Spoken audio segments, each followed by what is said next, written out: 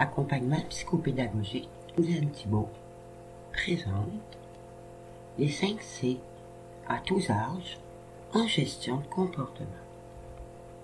Les 5 C, c'est un concept qui a été beaucoup popularisé au Québec par 2 sites, Éducato et Naître et Grandir.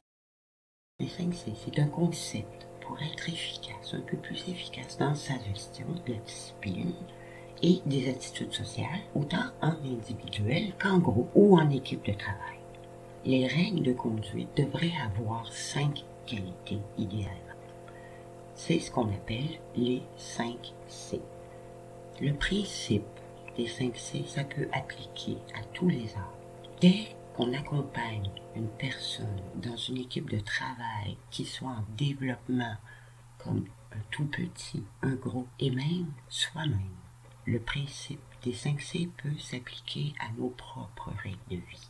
Le premier C, les règles doivent être claires. Tous les intervenants, parents, éducateurs, professeurs, chefs d'équipe, on doit clarifier et préciser à tout le monde les consignes qui doivent être respectées. Les personnes responsables de groupe ou d'un individu vérifient que les membres du groupe les ont bien comprises. Qu'est-ce qu'ils en ont compris? Parce qu'on ne peut pas présumer qu'est-ce que le cerveau d'une autre personne que nous a compris, et encore plus celui d'enfant, parce qu'on a oublié ce que c'était que ne pas savoir quand on est un adulte. Le second, c'est les règles doivent être concrètes. Elles doivent mentionner les actions, les comportements et les attitudes même qui sont attendus. Ces comportements-là, ces actions sont précis, sont observables. Donc, chaque règle doit faire une image dans la tête de la personne qu'on accompagne. On évite les ne pas. On demande le comportement voulu dès le départ. Le prochain C. Les règles doivent être constantes. Elles s'appliquent constamment, peu importe l'intervenant qui est en présence du groupe ou de l'individu en apprentissage. Et ces règles-là ne sont pas appliquées qu'un jour sur 2 ou selon l'humeur, selon une garde, selon le type de superviseur en place sur un corps de travail précis. La constance, ça sécurise les élèves ou un groupe de travail. Pourquoi? Parce que tout le monde peut prévoir que les autres sont tenus de s'y conformer aussi, toujours dans la constance. Pour les 5 C, le C de la constance ne parle pas de copier-coller. Ça, c'est de la rigidité. Ce n'est pas le but de la constance. Mais cette constance-là, elle s'inscrit dans le développement de la personne, du groupe qu'on accompagne. Ça évolue avec la progression de l'apprenant, de la personne en développement, même du simple développement biologique, par exemple, d'un enfant pour les habiletés cognitives. Alors, la constance, l'application de la constance pour les 5 C, c'est pas une question de rigidité ou de fermeté. Par contre, dès qu'il y a une modification, un ajustement dans une consigne ou son application, tous les membres du groupe doivent être mis au courant. Chaque personne doit le savoir, surtout si c'est parce qu'il est plus grand, meilleur, plus compétent.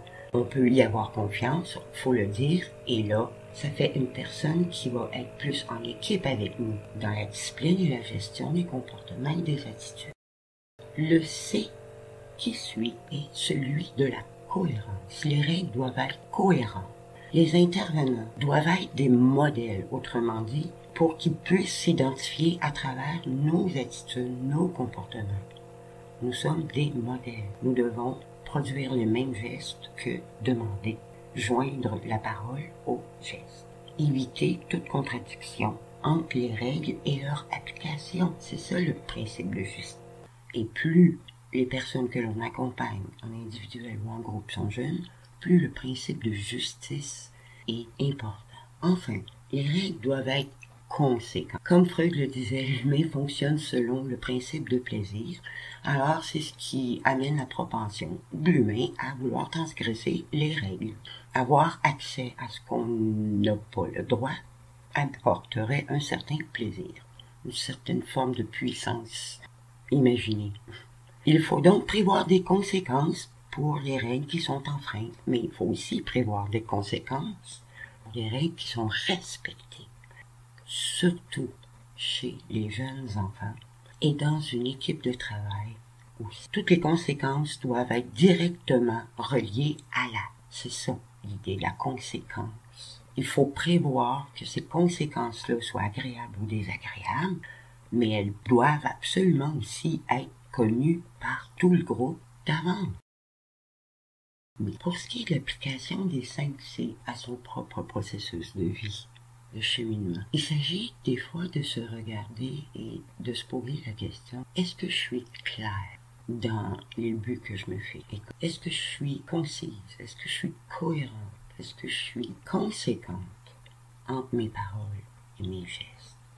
Chacun des 5C aussi peut s'appliquer à notre philosophie de vie, à nos paroles, mais surtout à nos gestes.